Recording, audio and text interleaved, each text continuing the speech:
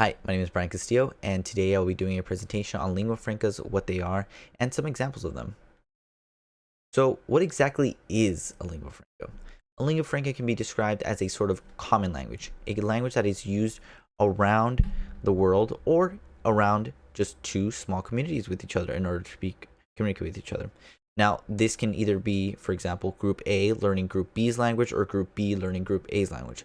But an important thing is that it can also be a third language, a language that neither group speaks.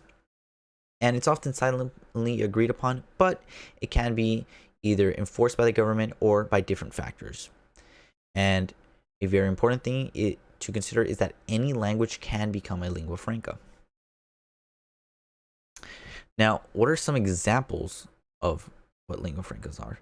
English in modern day. If you've ever been around the world or different countries, you'll see that sometimes people will try to accommodate for English speakers.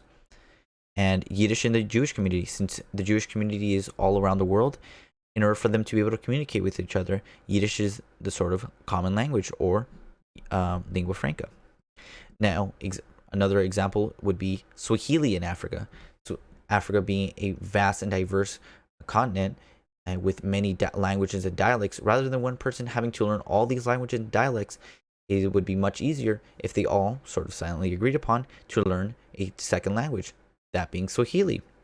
Now, in China, they have a similar issue with a vast and diverse country. They would rather have it where they have one language. Now, this was actually enforced by the Chinese government in 1994, and thus Mandarin became the common language. So why do they happen? Now, as I mentioned earlier, trade for Swahili is a common thing. Now, it's not just Swahili or English. In the past, it was different languages, Latin for the Roman Empire. And another thing would be government policy, where a government realizes that they have an issue of too many languages, or languages where people won't be able to communicate with each other or with their own government officials. So China made it where Mandarin was their common language. And sometimes just a need for communication.